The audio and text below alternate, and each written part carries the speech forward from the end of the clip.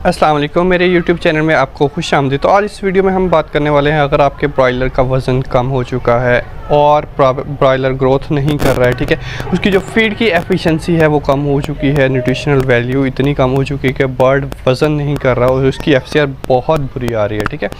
तो इन सब की वजह क्या हो सकती है? अगर आपने लेयर भी रखी हुई हैं तो भी उनके अंडे जो हैं वो कम हो चुके हैं और उसकी जो क्वालिटी है वो ख़राब हो चुकी है अंडों की।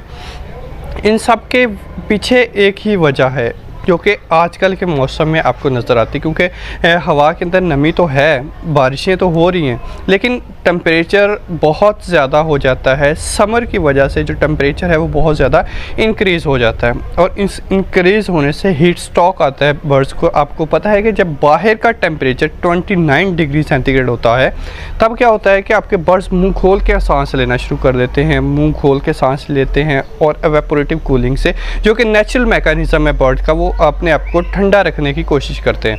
जब वो अपने आप को ठंडा रखने की कोशिश करते हैं तो क्या करते हैं कि आपके बर्ड्स एवेपोरेटिव कूलिंग से ठंडक महसूस करते हैं, मुंह खोल के सांस लेते हैं, उनसे एवेपोरेशन होते हैं, टेम्परेचर बहुत ज़्यादा होता है, जो पानी होता है वहाँ से एवेपोरेट कर जाता है, जिससे वो क्या करते हैं अपने आप को ठंडा रखते हैं। ये तो नेचुरल मैकेनिज़्म है, ठीक है। आपने क्या करना है कि जहाँ पे आपने बर्ड्स रखे हुए हैं वहाँ पे पानी की स्प्रे करनी है। पानी स्प्रे करने से क्या होता है कि इन्वायरमेंट का जो टेम्परेचर है वो कम हो जाता है, इन्वायरमेंट का टेम्परेचर कम हो जाता है।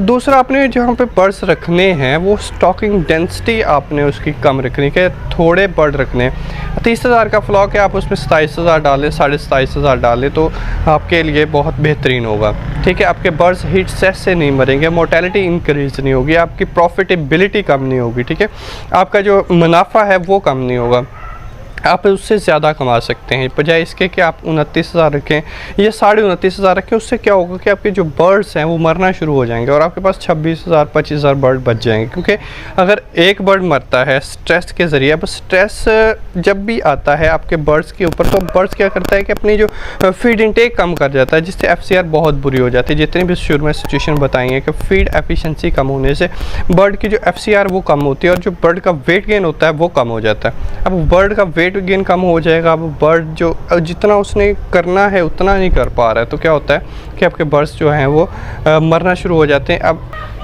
बर्ड के पास स्ट्रेस आया, वो मर गया, वो कैरियर हो सकता है, उससे डिजीज़ आ सकती हैं, ठीक है। आपने वाटर स्प्रिंकल कर दिया, बाहर का टेम्परेचर कम कर दिया। उसके अलावा आपने क्या करना है कि जब स्टॉकिंग डेंसिटी कम कर रहे होंगे तो आपने फॉगर इस्तेमाल करने, जो पानी की स्प्रे करें, ठीक है, उससे ह्यूमिडिटी भी मेंटेन रहेगी और आपके बर्ड्स भी हेल्दी रहेंगे, ठीक है। अगर आप, ये तो हो गया आपका जो अपने, क्योंकि पैड भी चला दिए हैं, ये तो आपका कंट्रीब्यूशन हो गया कि आप बर्ड्स के लिए क्या कर रहे हैं, ठीक है।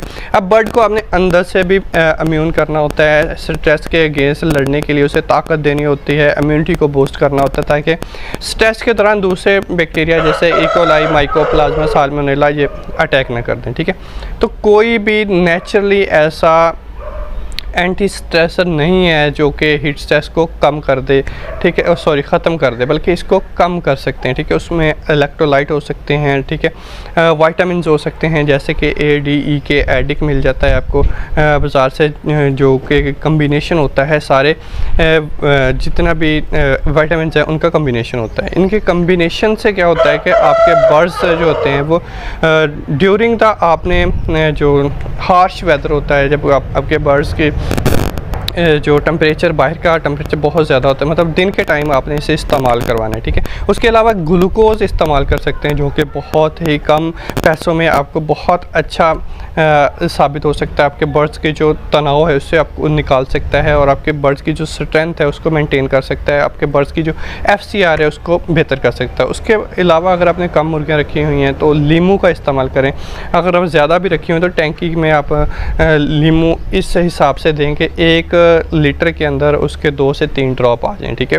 तो बहुत ज़्यादा आपके बर्ड्स को ये बेहतर करने में जो करामत साबित होता है, ठीक है। उसके अलावा आप गार्लिक इस्तेमाल कर सकते हैं, एलोवेरा जेल इस्तेमाल कर सकते हैं, ये भी एंटी स्ट्रेसर के तौर पर काम करती हैं और आपके बर्ड्स को इम्यून करती हैं स्ट्रेस के ख़िलाफ़, ठीक है, उसकी स्ट्रेस को कम करती हैं। अब वेंटिलेशन आपने बहुत करनी होती है, ठीक है, कोई फार्मूले के मुताबिक करनी होती है ताकि इसके ऊपर ज़्यादा कॉस्ट ना आए, ज़्यादा पंखे चलाने से बिजली की कॉस्ट इंक्रीज़ ना हो, ठीक है।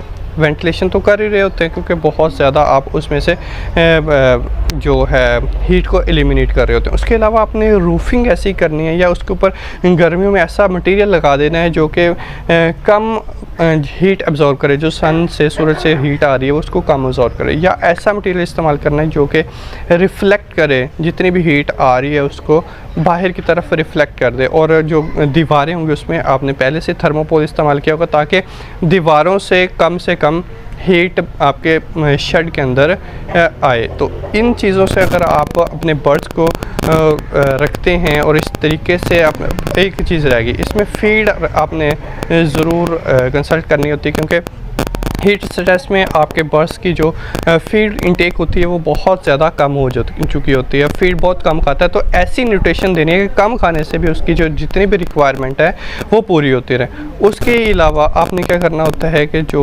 जितनी भी ये कर ली, इसके जितनी भी चीज़ें मैंने बताई हैं इसको आपने मेंटेन कर लिया है, वेंटिलेशन कर ली, सॉकिंग डेंसिटी कर ली, सन रूफिंग कर ली, ठीक है। उसके बाद आपने क्या कि थर्मोपोल भी आपने लगाया, वो सारी चीज़ें मेंटेन करते हैं तो आपके बर्ड्स बहुत ज़्यादा हेल्दी, एक्टिव और आपको बहुत ज़्यादा मुनाफा देंगे। तो अगर आपको मेरी वीडियो अच्छी लगी सब्सक्राइब करना मत भूलिएगा। अल्लाह हाफ़िज़।